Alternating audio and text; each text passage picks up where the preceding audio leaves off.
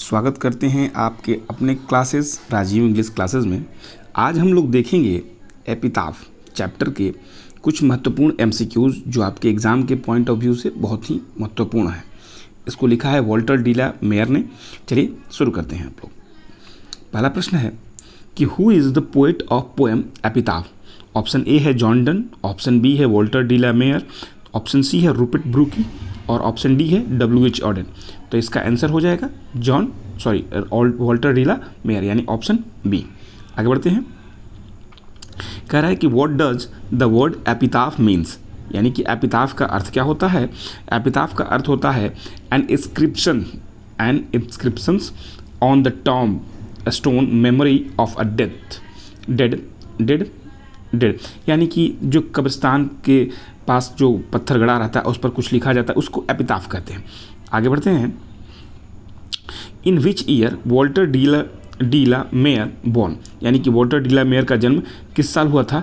तो ऑप्शन हो जाएगा हम लोग का ए 1873 में, यानी कि ऑप्शन ए हो जाएगा। आगे बढ़ते हैं हम लोग कि Walter de la Mare makes us aware of dash modern life. Option यानी कि joy and peaceful in human condition और साइंटिफिक एडवांसमेंट और पॉलिटिकल रिवोल्यूशन। तो ऑप्शन बी हो जाएगा इन ह्यूमन कंडीशन के बारे में बात करते हैं वो, यानी कि ऑप्शन बी। आगे बढ़ते हम लोग। Where does the beautiful lady mention in the poem, where was the beautiful lady mention in the poem the west country, यानी कि ऑप्शन सी हो जाएगा हमारा, option C.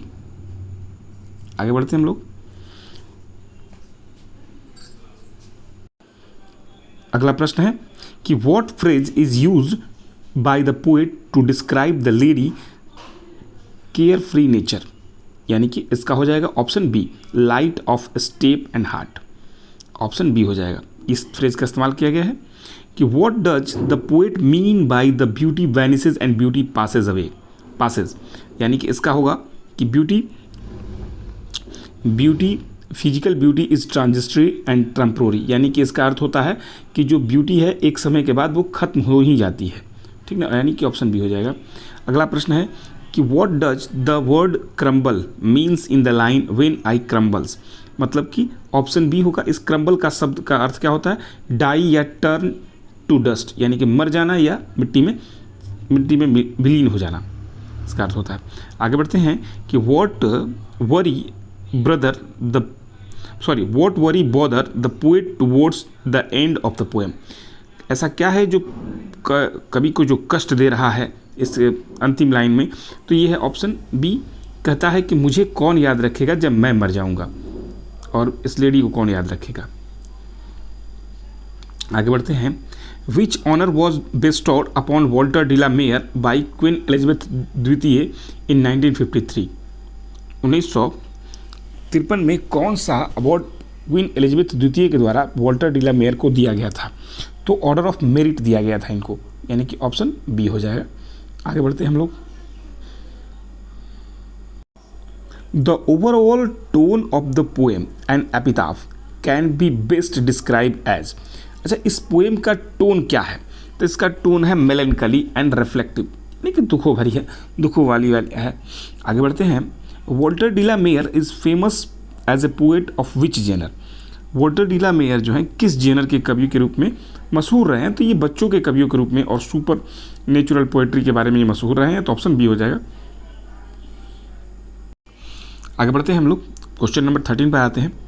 According to the poet even if beauty is extremely rare without ultimate happens to it, यानी कि ऐसा क्या होगा अगर ब्यूटी बहुत ही रेयर है फिर भी क्या होगी, वो खत्म तो जरूर होगी। दुर्लभ से दुर्लभ ब्यूटी जो फिजिकल ब्यूटी है वो खत्म जरूर होती है, ये कवि के अनुसार कहते हैं। तो ऑप्शन बी होगा it still vanishes and faded away. अगला है कि what does the light of step and heart suggest about the lady's behaviour, इस यानी कि ये light of step and heart क्या बताता है लेडी के बिहेवियर के बारे में। तो बताता है कि she had a habit of wondering without frame commitment, यानी कि बहुत ही ऐसी लेडी थी, वो इधर उधर भ्रमण करती रहती थी, घूमती रहती थी। अगला है कि what figure of speech literary technique is used in beauty vanishes beauty passes, यानी कि इसमें कौन सा फिगर ऑफ स्पीच का इस्तेमाल किया गया है जिसमें ब्यूटी बैनिसेस और ब्यूटी पासेस कहा गया है। तो ये लगता है ऑप्शन ए, रिपीटेशन। ये बार बार वेनिसेस ब्यूटी ब्यूटी आ रहा है तो रिपीटेशन है, तो फिगर ऑफ स्पीच जो ऑप्शन ए हो जाएगा। आगे बढ़ते हैं हम लोग। The word west countries refer to an area in which country. अच्छा, वेस्ट कंट्री जो इसमें रेफ़र किया गया है तो इसमें इंग्लैंड के लिए वेस्ट कंट्री कहा गया है, जो कि ऑप्शन बी हो जाएगा। पश्चिम देश, यूके को पश्चिमी देश के रूप में माना जाता है। Which of the following work was authored by Walter de la Mare. इसमें से कौन सी कविताएं जो हैं वॉल्टर डी ला मेयर ने लिखी हैं? तो पिकॉक पाई, ऑप्शन बी जो है पिकॉक पाई जो है इन्होंने वॉल्टर डी ला मेयर ने लिखा है। आगे बढ़ते हैं कि what is the central message of the poem and epitaph. इस एपिताफ की पोएम का सेंट्रल मुख्य मैसेज क्या रहा है? तो इसका हो जाएगा कि the western women are most beautiful in the world and option sorry इसका ये नहीं होगा, ऑप्शन ए हो जाएगा। ये होगा कि ऑप्शन ये होगा कि physical beauty is temporary and moral quality and human memory are fragile. ये ऑप्शन ए होगा, वो गलत था, sorry. An epitaph the speaker in an epitaph feels for lady deep affection and grief. बहुत ही उससे जुड़ाव महसूस करते हैं, ऑप्शन बी हो जाएगा। आगे बढ़ते हम लोग। Here lies the most beautiful lady implies that the lady is currently dead and buried in her grave, यानी कि मर गई हैं वो, अपने कब्र में दफनाई गई हैं। आगे बढ़ते हैं हम लोग। How many lines are there in the poem and epitaph. Epitaph में कितनी लाइन्स हैं? तो आपको मिलेंगी एपिताफ में 8 लाइनें, ऑप्शन ए। आगे बढ़ते हैं हम लोग। इन the poem the poet expresses a feeling of sadness because. इस कविता में कवि जो है अपनी दुख को व्यक्त कर रहा है, क्यों? क्योंकि worldly beauty faded and forgotten people no lives in traces, यानी ऑप्शन बी, सुंदरता एक समय के बाद नष्ट हो जाती है और धीरे धीरे लोग भूलने लगते हैं। अगला प्रश्न है कि Walter de la Mare died in the year. किस साल इनका देहांत हुआ था वॉल्टर डी ला मेयर का? तो इनका देहांत 1956 में हो गया था, ऑप्शन बी हो जाएगा। Which quality of the lady does the poet emphasise. ऐसा कौन सी क्वालिटी थी जो लेडी में जिसको कवि चर्चा कर रहा है? तो उसकी एक्सटर्नल, बाहरी सुंदरता की चर्चा कर रहा है, तो ऑप्शन बी हो जाएगा। आगे बढ़ते हैं कि what underlying truth about human memory is highlighted in the final 2 lines.